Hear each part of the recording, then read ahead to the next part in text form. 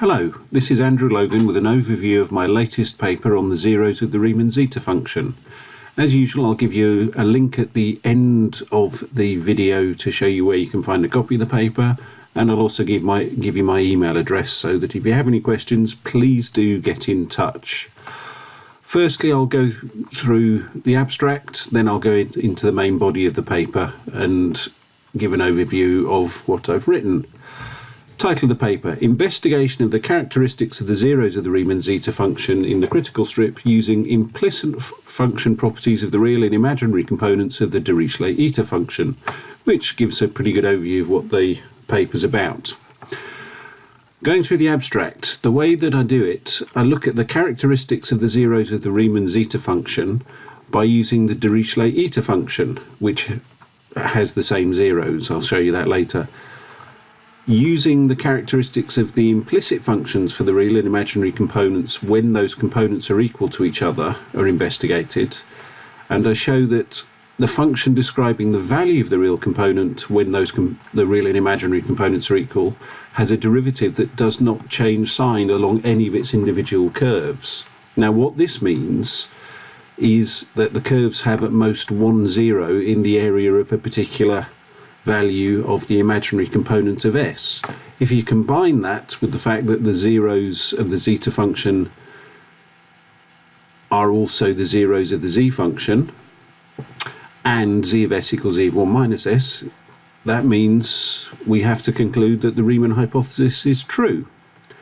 Looking at the main body of the paper, firstly, starting from the original definition of the zeta function, sigma 1 over n to the s, which is equal to the Euler product, absolutely convergent for the real part of s greater than 1. In his paper, Riemann extends that, the zeta function, into the z function, which is valid for all complex numbers, and then develops that as a power series. Now, the important thing about the power series is that for roots of the power series, if you have a complex number as a root, then the complex conjugate is a root as well, which means that if half plus b plus ai is a root, then so is half plus b minus ai, half minus b plus ai, and half minus b minus ai, all roots of z of s. Now in the rest of the paper, rather than repeating half plus b plus or minus ai, I'll refer to the real part of s as sigma, as I can show here. First thing to do is to have a look at what the zeta function looks like. There are many numerical applications, I used MATLAB, that have been created so that we can have a look at what the zeta function looks like. So looking at that in a bit more detail, which is what I do here, we can see what the function looks like. First thing to note is that the real part is reflected across 0, across the y-axis, but the imaginary part is actually rotated 180 degrees through, so sort of spins round.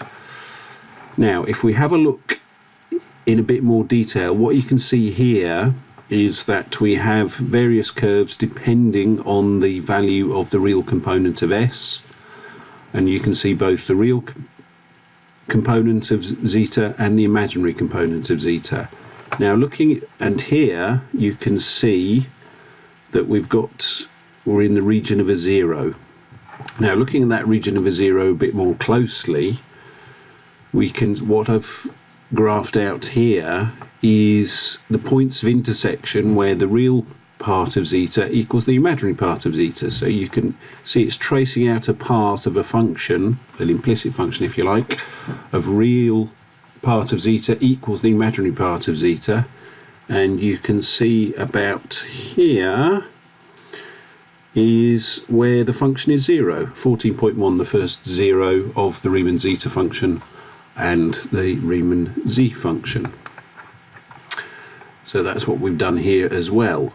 Now what that shows, if we see here, if we see that curve, you can see it's always got a positive derivative, single valued everywhere, makes it look extremely unlikely that you're going to get two zeros on the same curve. What I do in the paper now is to look at that with a bit more formal approach. First thing to note is that I'll be restricting sigma to between 0 and 0. Riemann did prove in his original paper that all the zeros of the zeta function were between sigma between 0 and 1, or in terms of the z function between plus a half and minus a half imaginary component of the z function. First step to do this is to use the Dirichlet eta function, which is related to the zeta function by this expression here. Gives the same zeros, but most importantly it's actually convergent, not absolutely convergent, but uniformly convergent for sigma greater than 0. Most important thing to say, the zeros are the same, and of course a 0 of eta s requires coincident zeros of both real and imaginary components of the function. How do we investigate those components? Firstly, develop the series representations of the real and imaginary components of eta of s, which is what I've done here. So the real component, expression 1 minus cos a log 2 plus cos a log 3 minus cos a log 4, and over the 2 to the sigma, 3 to the sigma, 4 to the sigma. And the imaginary component is the sine version of the same thing, obviously without the constant. Next step is to equate those two components. What I'm trying to do here is to find an expression that gives the path of the function described by real component equals imaginary component, which is what I do here, which is equivalent to real component minus imaginary component equals 0, which I called expression 3. And if we graph that function, we get this graph here, which you can see traces the path of where the real component equals the imaginary component for the eta function. Slightly different, of course, from the zeta function, which is what we had here. So it won't be the same curve as this, but it is obviously very strong related and with the same zeros. Excuse me. Now, to get more insight into that function, firstly we differentiate it totally, so differentiate with respect to both of the variables, which gives us the expression for d sigma dA. So that's expression 4. Now what we're trying to do is to find the value of the real component, so the cos expression, when the real component equals the imaginary component. That's the same thing that we've done here. We're looking for the value of the real component or the imaginary component. We could choose that if we wanted to, but I've chosen the real component. But looking at the value of the real component, which is the value on this graph, when the real component equals the imaginary component. So what we can do is we can substitute in that value of d sigma dA into the totally differentiated expression of expression 1. So total derivative of expression 1 is given by this expression, log 2 cos a log 2 over 2 to the sigma times d sigma dA, blah blah blah, carry on. And what we can do is then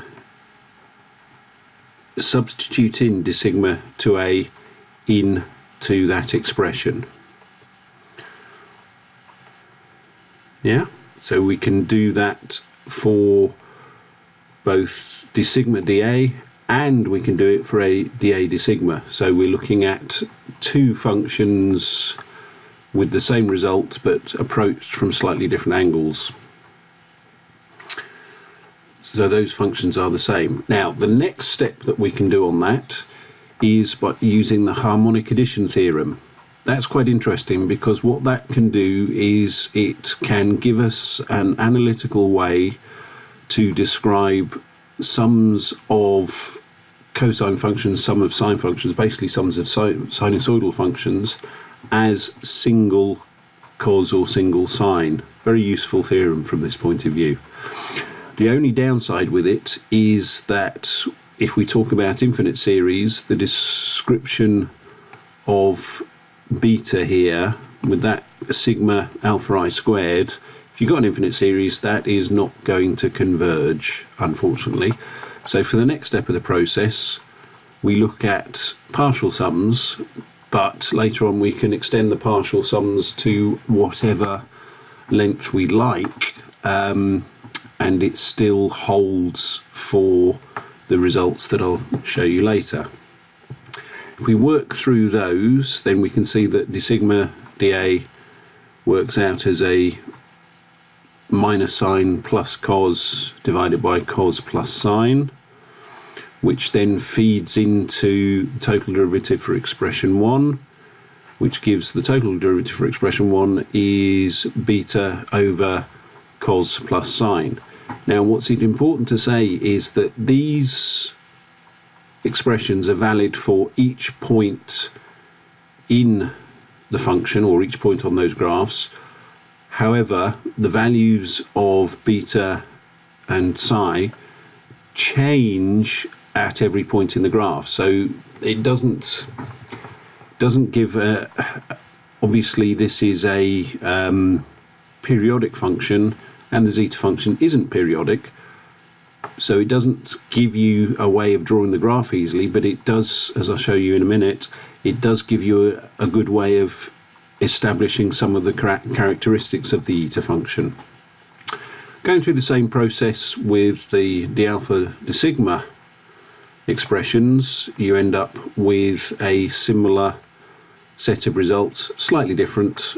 So expression 1 for d sigma d alpha is cosec log 2a plus psi plus pi by 4, and for dA d sigma it's minus beta cosec log 2a plus psi minus pi by 4. These two expressions, remember, do describe, they are the same value, so both of those need to be equal to describe the actual function of the components of the Dirichlet eta function. First thing to say is that because of the nature of the series that we're adding, beta cannot equal 0.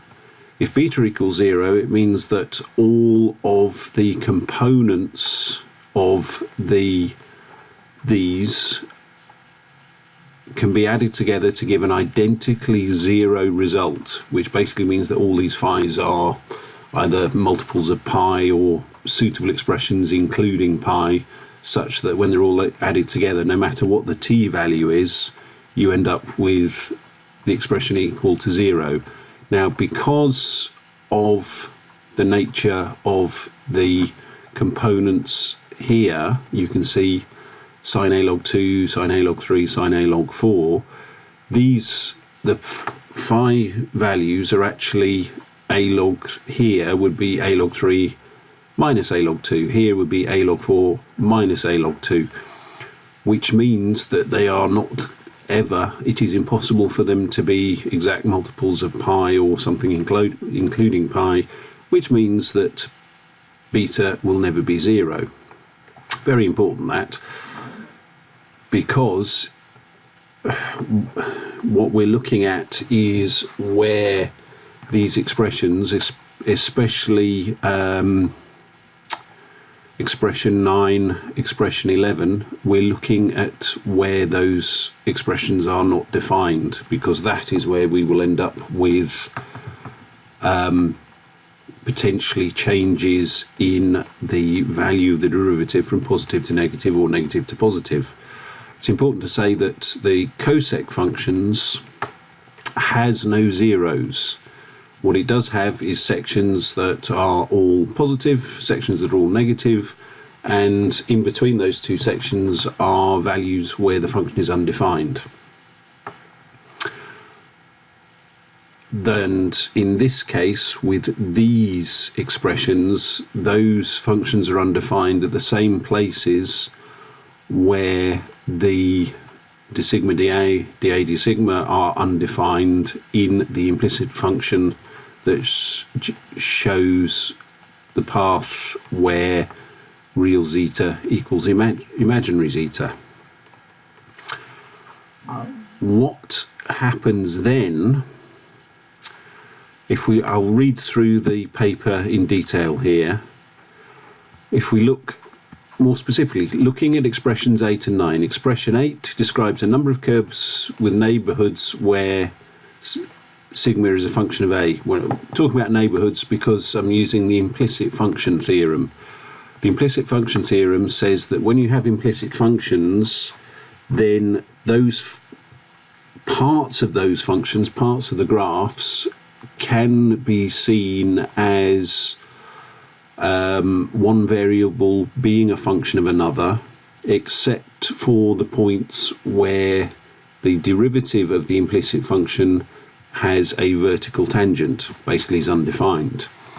So looking at both of these sets, expression 10, expression 11, expression 8 and expression 9, looking at both of those, there will be sections which are sigma a function of A a function of sigma, except for the points where the expressions are undefined. Now if we go back to the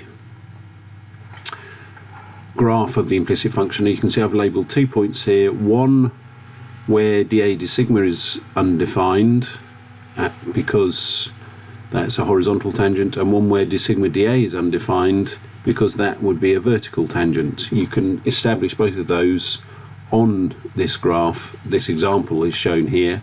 Important to note, these two are and have to be at different locations because it's a horizontal tangent and a vertical tangent on the same graph. What that gives us, looking at it in detail, expression 8 describes a number of curves with neighbourhoods where sigma is a function of A, except where expression 8 is undefined when the denominator is 0. Expression 9 gives the derivative of the function which describes the value of the real part of eta of S in those neighbourhoods, which is positive or negative in one neighbourhood where sigma is a function of A, i.e. the value of the real part of eta of S increases or decreases if it's negative for increasing A, is undefined at the same points where expression 8 is undefined and is the other way, so negative where it was positive or positive where it was negative in the adjacent neighbourhood. So basically what it's saying is that the derivative of the value of the real component of the eta function continues in the same sense, so positive to positive, even though it's going into different sections, it's going into different neighbourhoods of the implicit function. You can still see that the derivative has to say either positive or negative all through that. The nice thing is you also have the same argument for expressions 10 and 11. Remember I said that those expressions actually define the same function and they have undefined points at different places from expressions 8 and 9, which means that all of the points on the overall function are defined. There are no undefined points, because if you've got an undefined point on expression 8 and expression 9, it's defined in 10 and 11 and vice versa. So you get the same result from both sets of expressions and fill in the gaps. Now the important thing about that is that it means that because you have either all positive or all negative derivative, you can only ever have 1 0 on that line. The line goes from sort of bottom left to top right or top left to bottom right, with no possibility of having 2 zeros on the same curve, which in turn means that you can only have 1 0 for one value of the imaginary component of eta, which means you can only have 1 0 for one value of the imaginary component of zeta. Now, if you can only have one 0 and the z function says but don't forget that z of s equals z of 1 minus s, that means that that 0 has to have a real component value of 1/2, which is a statement of the Riemann hypothesis. So that's, to my mind, that is a confirmation that the Riemann hypothesis is true. One thing I forgot to mention, if we remember, we had to restrict this to partial sums because the harmonic theorem didn't converge for infinite series.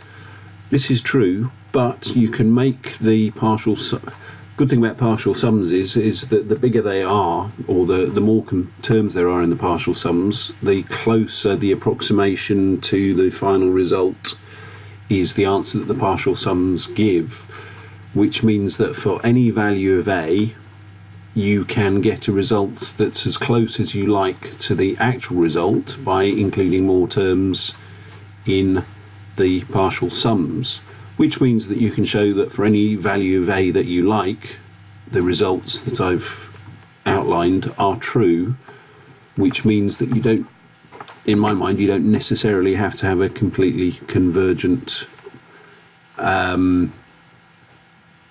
you don't necessarily have to show convergence of the harmonic theorem as part of this proof. Well, thank you very much for listening. Here's the link to the paper and here's my email address. Look forward to hearing from you.